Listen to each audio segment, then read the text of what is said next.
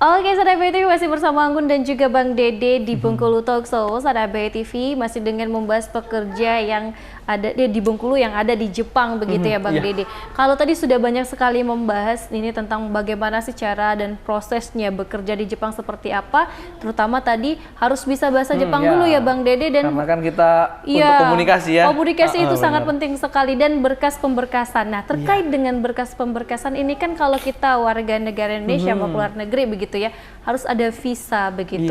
Sedangkan visa ini katanya banyak sekali macamnya begitu. Sahabat BTV itu boleh dijelasin nggak Bang? Di sini saya jelasin secara paspor dulu ya. Semua warga negara itu berhak mempunyai paspor ya. Paspor itu adalah surat untuk keluar negeri. Benar. Tapi bukan semata-mata kalau kita punya paspor kita bisa kemana saja. Ada beberapa negara-negara yang wajib membuat visa dulu baru bisa datang.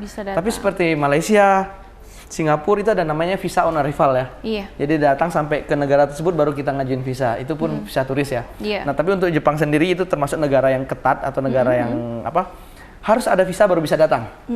Nah, untuk tenaga kerja nih ya. Tenaga kerja itu visanya yang pertama Tokute Gino untuk saat ini ya. Tokute Gino. Pertama Gino Jisuse. Gino Jisuse itu adalah visa kerja 3 tahun atau 1 atau 3 tahun. Gitu. Terus yang kedua visa engineering. Visa engineering itu ya basicnya memang orang yang punya bidang di teknik gitu ya, seperti teknik mesin atau gitu. Terus ada lagi visa long term resident. Long term resident itu visa seperti saya dulu datang ke Jepang pertama pakai visa long term resident atau visa keluarga gitu ya, yang ada hubungannya dengan keluarga Jepang. Atau pernikahan antara orang Indonesia dan orang Jepang. Itu visa-visa yang bisa kerja nih saya sebutin dulu ya. Itu atau visa diplomat ya, visa diplomat itu ya mungkin seperti orang dari kementerian tugas negara lah gitu ya. Duta begitu ya. Dan ini ada nih kemarin tuh kasus yang sempat marak tuh. Dia namanya visanya Tanki Taizai. Tanki Taizai itu visanya itu seperti visa datang ke Jepang untuk mengurus sesuatu. Misalnya kita mau ngurus visa ada urusan di Jepang, kita bisa berangkat pakai visa itu, tapi bukan untuk kerja. Nah, kemarin tuh ada oknum yang memberangkatkan orang-orang pakai visa itu, yang berharap di Jepang setelah sampai Jepang bisa merubah ke visa-visa lainnya gitu. Ternyata nggak bisa. Dan itu tidak bisa, itu harus pulang dulu. Misalnya dia mau datang ke Jepang dengan visa Tokute Gino tuh. Tokute Gino itu kan salah satu visa yang sekarang lagi marak lah, pekerjaan yang bisa sampai 5 sampai 10 tahun. Nah, untuk mengurus sebuah izin Tokute Gino itu kita harus ada sertifikat misalnya di bidang kerjaan pertanian gitu. Ada sertifikat bidang pekerjaan. Untuk mendapatkan sertifikat itu kita harus datang ke Jepang dan kita ujian dulu. Nah, ujian di situ kita butuh visa dong. Nah, kita tidak bisa pakai visa turis. Visa turis terus kita ujian di Jepang. Itu nggak bisa. Itu namanya salah satu visa yang bisa dipakai, salah satunya visa Tanki Taizai itu ya. Nah, pakai visa itu datang ke Jepang, ujian terus balik, nunggu hasil ujian. Kalau udah lulus tadi baru bisa lanjut ke pengurusan visa Tokute Gino itu ya. Nah, banyak oknum yang memanfaatkan ini, diberangkatkannya pakai visa itu. Mungkin dia membohongi calon-calon pekerja ini dengan visa itu, nanti di Jepang bisa ganti visa lain, mau ganti ke engineering, mau ganti ke Tokute Gino, karena kebutaan atau ketidaktahuannya orang-orang mengiyakan dan membayarkan sejumlah uang yang lumayan besar, akhirnya berangkatlah. Setelah di sana akhirnya mereka terbengkalai dan tidak diurus gitu. Langsung dilepas aja udah berangkat udah gitu, tidak ada tanggung jawab. Berarti itu sudah ada kejadiannya tidak kalau untuk di warga Bengkulu sendiri? Warga Bengkulu saya kurang paham ada apa enggak, cuma untuk warga Indonesia yang lain itu udah banyak, mungkin ada kali ya. Banyak juga yang lari ke IKBJ begitu ya, bagaimana cara ngurusnya, bagaimana begitu ya. Dan ini tadi salah satu fungsi dari KBJ juga ikut membantu mereka ya Bang Dede. Sebenarnya itu saya sama Bang Andri itu pengen ngebentuk sebuah ya seperti tadi saya bilang, ngerosting kerjaan. Iya, ngerosting pekerjaan supaya mereka sebelum sudah terjun tadi udah tahu dulu gitu. Jangan sampai datang ke Jepang yang penting kerja, yang penting berangkat, padahal dia tidak sanggup untuk kerjaan itu gitu.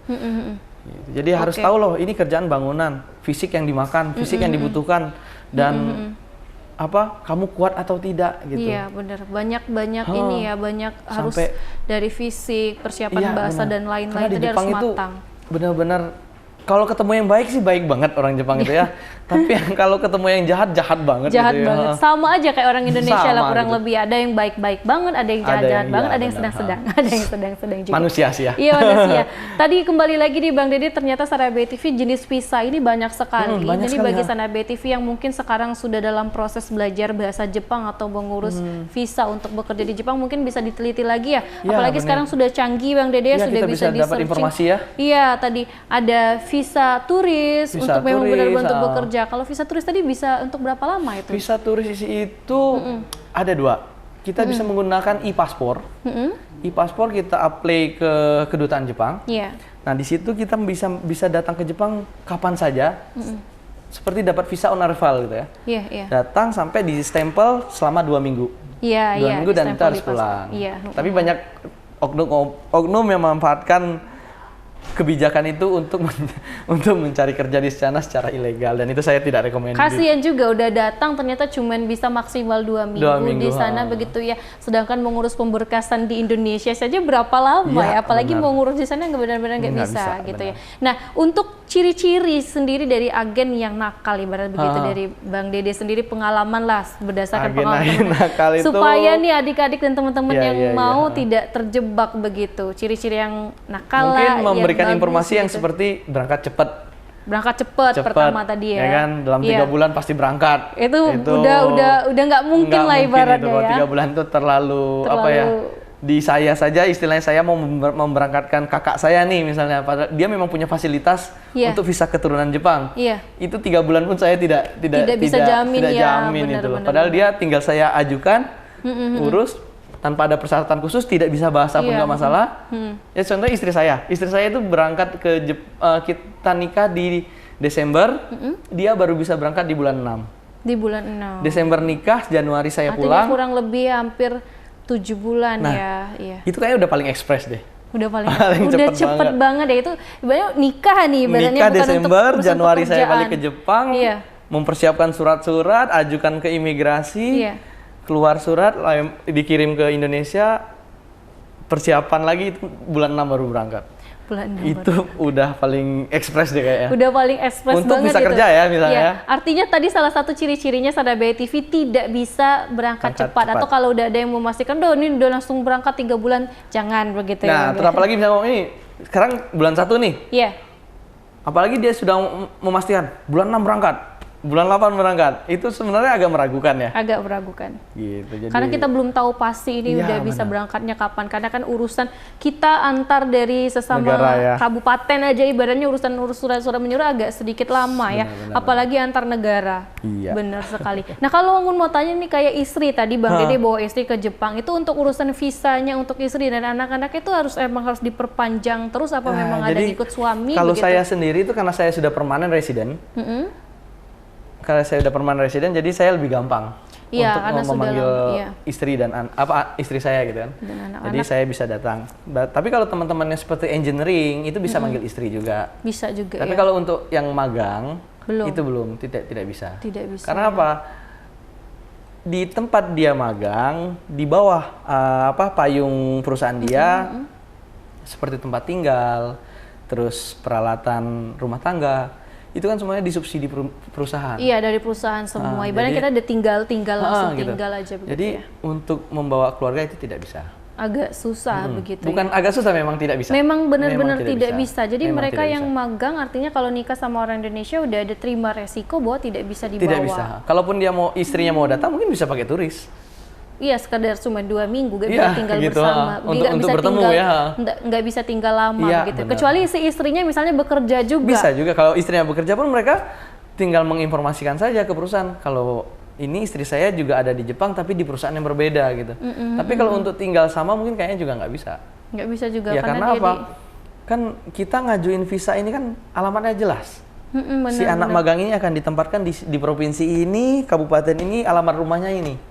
Gitu. Jadi tidak bisa sembarangan. Iya benar. Kalau misalnya satu Jepang tapi daerahnya berbeda jauh tuh sama aja ibaratnya gitu. Mending di Indonesia aja lah nunggu datang per mungkin ketemunya mungkin per bulan, pas liburan. Pas liburan gitu. cuman bisa 2 minggu begitu Iya, ya, lama sekali. Nah, kalau untuk hambatan sejauh ini Bang Dede Anggun mau tanya nih pengalaman-pengalaman dari keluarga kita nih yang berasal dari Bengkulu bekerja di sana tuh hambatan sejauh ini dan tantangannya itu salah satu tadi resiko pekerjaan. Selain itu apa saja sih Bang Dede?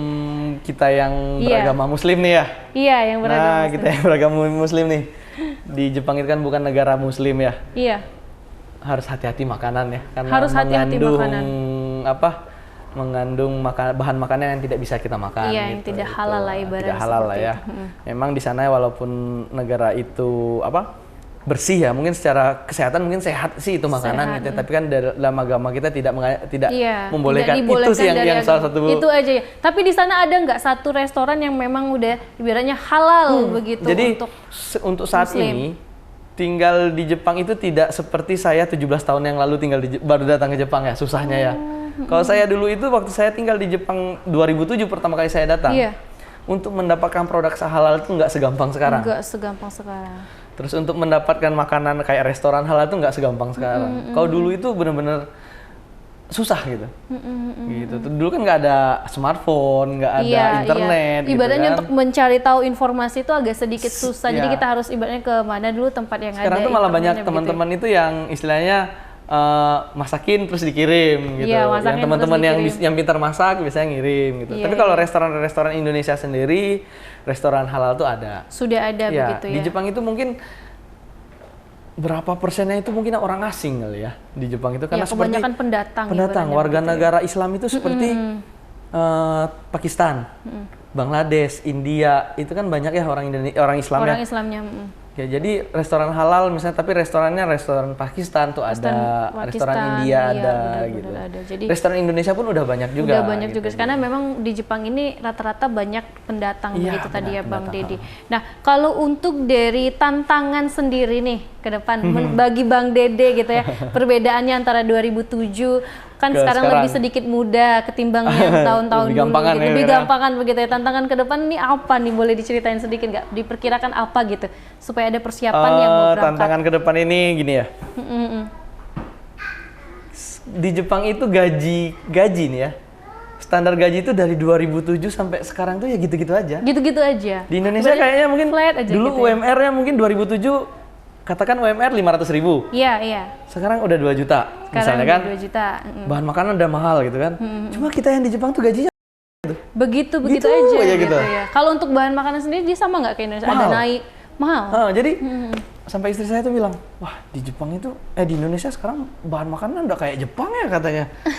Kok tapi penghasilan di Indonesia tuh kan ya nggak ini banget gitu. Tapi bahan makanan di sini udah makin mahal gitu kan. Udah makin mahal. Nah yang saya takutkan nih, gaji di Jepang itu kalau dulu mungkin gajian di Jepang bawa ke Indonesia banyak gitu ya. Kalau sekarang tuh kayaknya nggak segitu ya. Bahkan saya belum pernah ngecek secara detail sih. Saya dengar dari teman-teman warga negara lain, dia dulu katanya Jepang ini termasuk negara favorit untuk mencari uang, benar. Sekarang itu di negara dia tuh Jepang udah tidak favorit lagi karena udah biaya hidup di negara dia dan Jepang itu udah sama. Udah sama ibaratnya. Jadi gitu ya. Cuman sekedar di Jepang tuh gampang cari kerja aja. Menangnya gampang cari kerja dan gajinya tuh biasa kalau diuangin sama negara dia gitu. Beda kayak zaman dulu ya. Zaman dulu kan benar-benar karena inflasi tadi begitu ya. Nah, saya takutkan Indonesia bakal seperti itu. Seperti atasan saya sendiri bilang, "Deh, kalau mau investasi mending di Indonesia," katanya. Indonesia tuh negaranya tuh secara ekonominya tuh naiknya drastis loh katanya. Iya, benar. Jepang tuh ya gitu-gitu aja gitu. Jepang tuh udah naik dan flat. Iya. Tapi kalau Indonesia itu naik terus katanya gitu. Iya, ibaratnya berkembang. Nah, yang saya takutkan di kemudian ya mungkin 10-20 tahun kemudian takutnya sama nih. Nah, istilahnya kalau di Jepang itu sekali gajian dapat beli mobil, di Indonesia pun sekali gajian Jepang cuma dapat beli mobil satu gitu. Iya. Takutnya sama gitu loh. Takutnya sama gitu. Kalau untuk standar ini, mohon maaf nih Bang Dede mau tanya nih, standar gaji beda ya kayak Mandiri, Magang kan beda kan. Di Jepang sendiri kalau dirupiahkan ini standarnya berapa gitu? Kalau untuk yang magang ya, magang itu kan tergantung UMR setiap provinsi ya. Iya. UMR, tapi kalau untuk anak magang nih, kalau dia kerjanya benar, anaknya nggak boros, mungkin bisa nabung per bulan itu sekitar 8 sampai 10 juta itu. 8 sampai 10 juta itu rupiah udah dia bisa nabung bersih. Itu untuk di anak luar. yang hemat ya. Untuk anak yang hemat ya, udah di anak luar jajan dia. yang enggak kalah sama perkembangan teknologi. Misalnya dia ngelihat wah rata-rata nih anak-anaknya mungkin di Indonesia belum pernah pegang iPhone nih misalnya. Dia udah beli iPhone juga. Ya, pengen nih wah ini belum pernah megang handphone yang high class gitu kan. Iya. Baru sampai beli. Terus cobain yang lain, beli yang lain. Akhirnya nggak ada tabungan kan? Nah, anak-anak yang kayak gitu tuh yang benar-benar harus hati-hati. Itu kalau dia memang benar-benar hemat gitu ya, memang benar-benar untuk nabung udah bisa ngantongin 8 sampai 10 8 sampai 10 juta sebulan itu ya. udah bisa itu. Ini artinya kembali lagi si Sanda BTV bekerja di mana pun tuh kembali lagi ke orangnya begitu ya, mau berinvestasi, mau menabung ya, seperti apa begitu. Saya punya sahabat dulu dia benar-benar yang kalau habis gajian tuh dia benar-benar diatur. Saya akan belanja ngabisin uang sekian. Lebih dari itu saya tidak katanya. Dan itu anak alhamdulillah dia sekarang dia orang di Pulau Jawa ya. Sekarang dia udah punya toko komputer, toko apa, dan dia benar-benar udah secara maju. Gaji saya di Jepang sama dia yang sekarang di Indonesia itu levelnya udah bukan sama, dia lebih baik. Udah dia lebih baik. Bener. Kembali lagi ke kita yang bisa memanage keuangan. Dia gitu udah punya gedung, udah punya ruko berapa buah, punya toko itu. Wah. Iya baik, terima kasih Bang Dede. Nah terakhir Bang Dede sebelum kita tutup nih obrolan kita di hari ini di Bengkulu Talk Show, Anggun mau tahu harapan Bang Dede ke depan bagaimana terkait dengan IKBJ sendiri, Ikatan Keluarga Bengkulu yang bekerja di Jepang begitu Bang Dede. Ya harapan saya sih ya apa yang ilmu yang didapatkan di Jepang bisa diterapkan di Indonesia gitu. Baik tentang ilmu itu bukan luas ya, seperti misalnya di Jepang itu gimana tentang kebersihan, terus tentang misalnya kita bertanggung jawab terus dengan kejujuran ya. Di Jepang itu benar-benar jujur itu benar-benar nomor satu ya. Jujur nomor satu dan kebersihan juga tadi Bang Dede ya. Kalau bisa diterapkan di Bengkulu mungkin akan kayaknya bisa gitu. Bisa gitu. Keren banget kalau bisa diterapkan kebiasaan itu di Bengkulu sendiri. Terakhir Bang Dede berbahasa Jepang untuk salam sapa Sanda BTV. Apa ya bahasa Jepangnya ya? Apa aja gitu ya. Salam sapa itu misalnya BTV Sanda BTV beken. Oh, B ya, bukan B ya? Iya. Oke, ya minasan mirai no tame ni minasan jibun no 目的とか自分のやりたいこととか自分で考えて自分で力出して考えてください。で、これから頑張らないといけないことがたくさんあるから、じゃあ皆さんが頑張りましょう。Oke, terima kasih Bang Dede. Oke, Sanda BTV terima kasih sudah ngobrol bersama Anggun di Bengkulu Talk Show. Bang Dede lain kali kita berjumpa lagi ya. Oke, Sanda BTV terima kasih. Sanda BTV kami pamit undur diri. Wassalamualaikum warahmatullahi wabarakatuh.